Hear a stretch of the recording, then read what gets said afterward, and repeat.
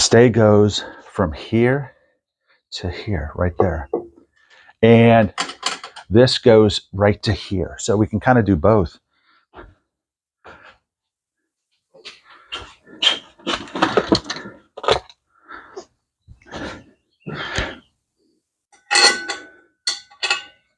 That is an odd size nut too, I know that.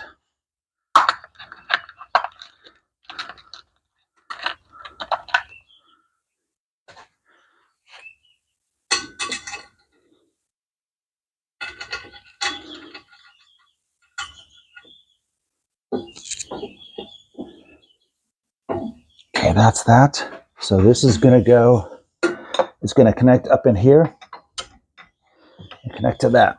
So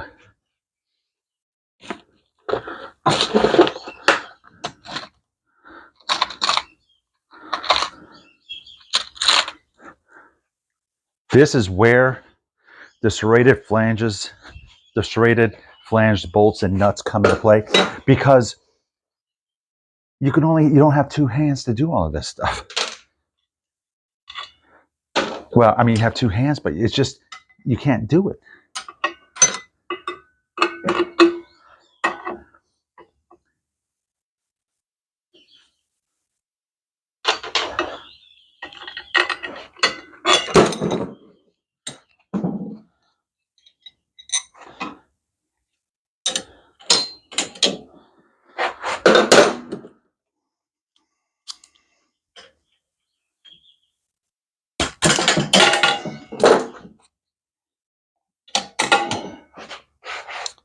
So I'm gonna get that out of the way slightly.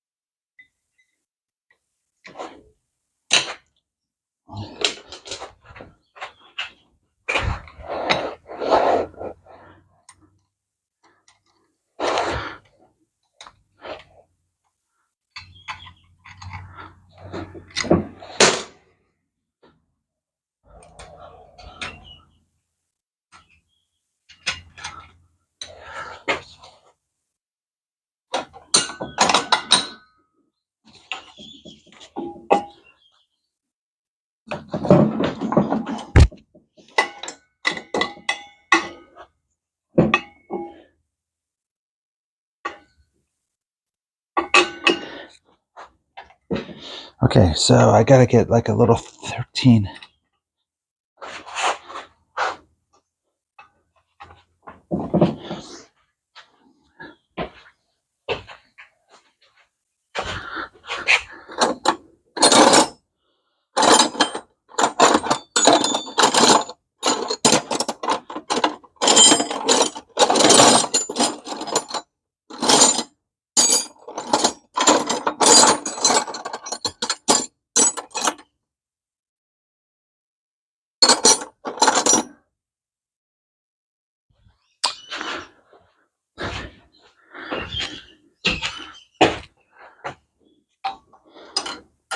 So the nice thing is that I don't have to hold one side. I can just, because it grips.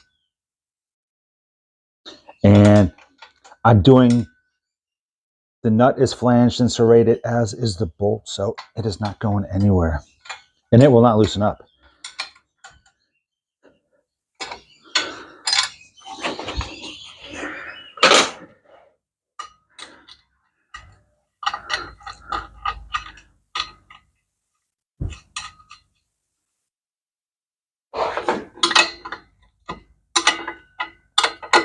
And again, this is a flanged and serrated nut. I don't need a washer, and it's going to tighten up. It'll grab.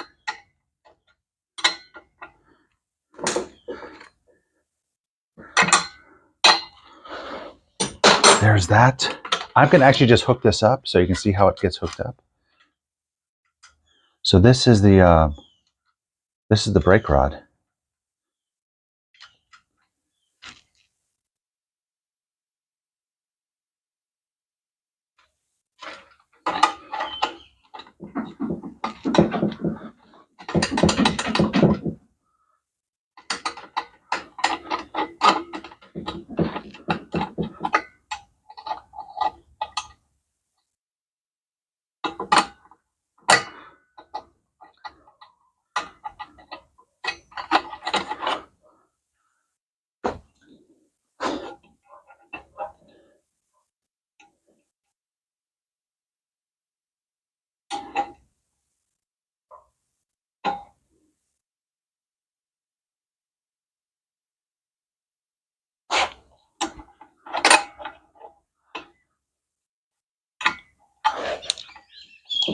Well, I gotta take this off.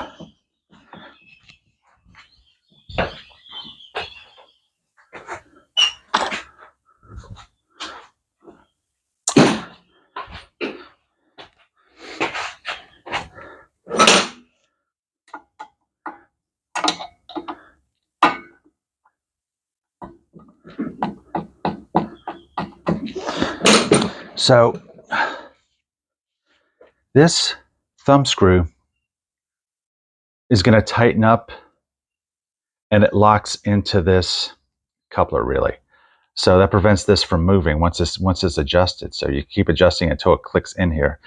And apparently this one, you kind of have to, it wants you to slide it in from the side because it doesn't want you to be able to pull it out this way. So that's what we're doing. We're going to put it in like that.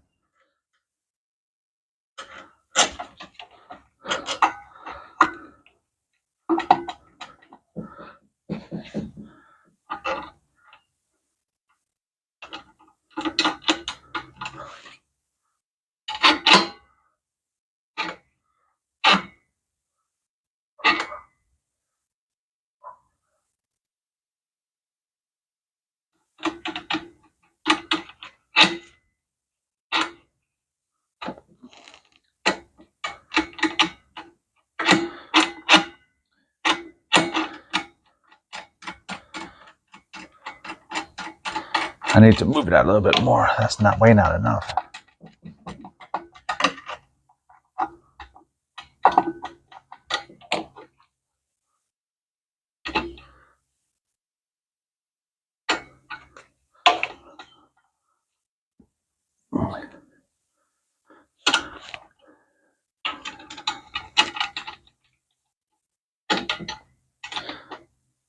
This is it at its normal position right here.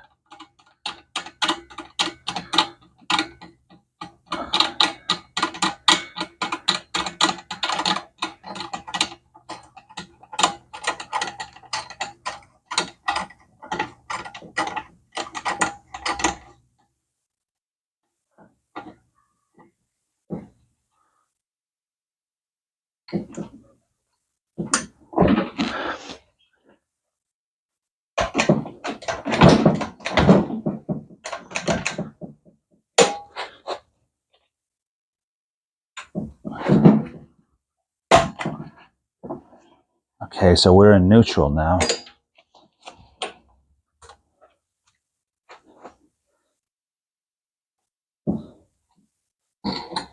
You can actually hear grinding there. So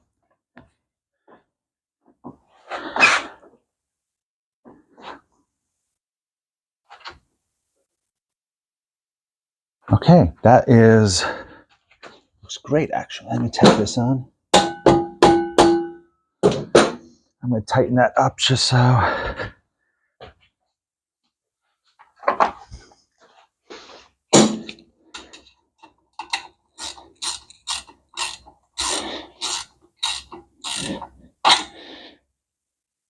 And there's a pinch bolt that goes through here. So I'm going to actually see if I have a pinch bolt for that.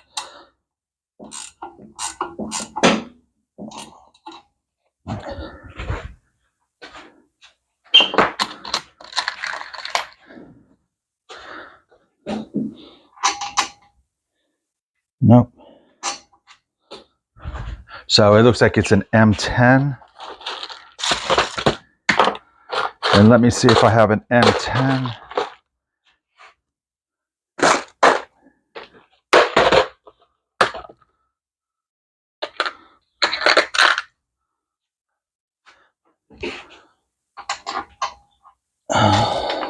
I do.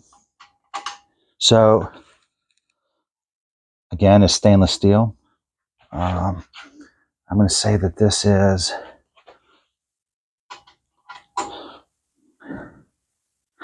let me see what size head this is.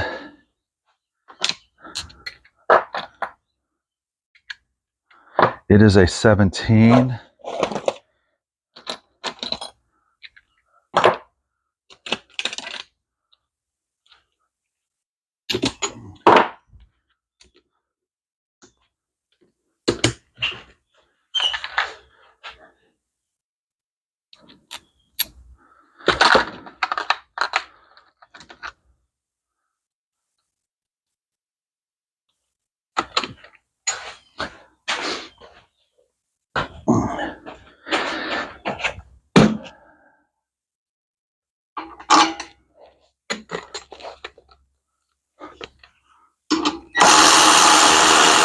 Oops.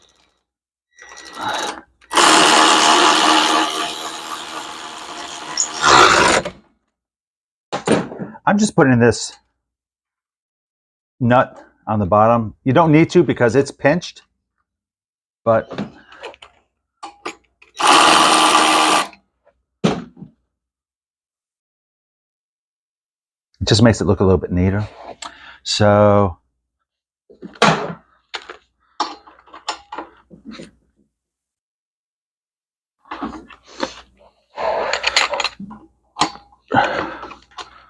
you're good.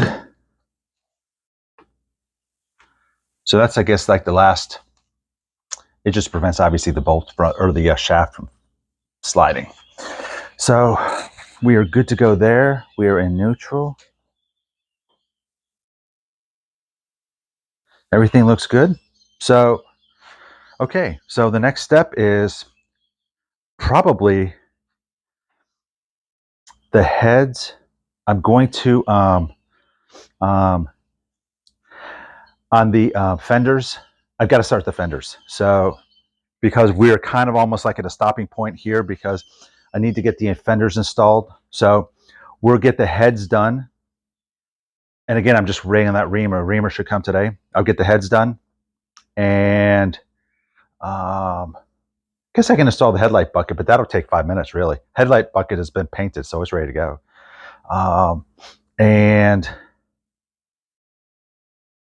But the battery tray goes right here. The battery tray goes right here. It attaches to the fender, and the fender looks like 10 miles of bad road, so that's, I gotta get that cleaned, and that just takes a little while. And I put chemical stripper on it to get the rust and the paint off, and then I'm gonna slightly sandblast it. Once we get the bare metal, we are great to go. But it's, in essence, it's hurry up and wait, because I'll sandblast it, I'll clean it, I will prime it, we will wait. I will lightly sand it, I'll prime it again, and we will wait. And then I will paint. I'll probably put maybe 1 or 2 coats on. I will lightly sand it. I will pinstripe it, and then we will clear coat it. And it'll look spectacular when it's done. So it just takes a little while. It's kind of like days.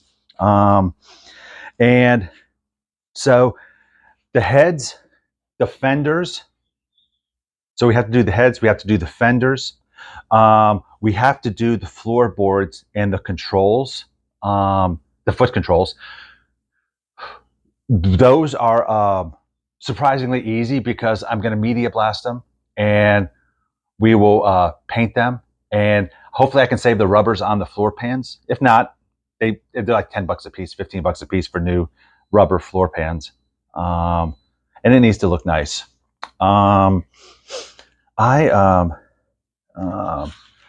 Everything really looks great about this bike. Nothing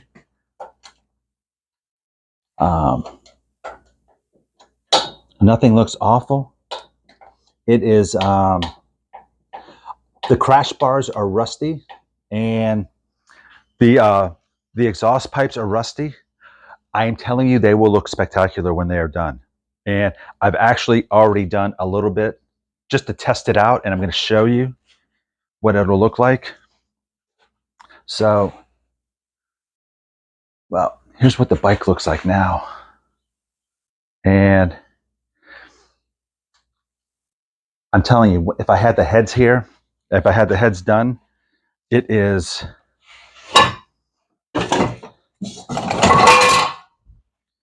so the exhaust pipes look absolutely awful, don't they? I mean, they're so caked on rust. But I started doing a little bit of cleaning, and there is spectacular, beautiful metal here. We are going to get this looking like brand new, really. And it is, once we get this, they have high heat, 2,000, 2,500 degree clear coat that, in essence, we are going to paint the exhaust. And we are going to get this so beautifully shiny, and we are going to clear coat it so it will not rust. Well, obviously everything's going to rust, but it is not going to rust easily.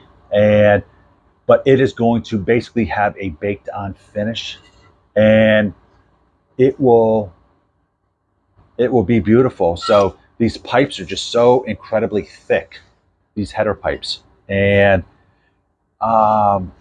everything will look spectacular, really. I mean, it is going to look as good or better than new, hopefully. So stay tuned.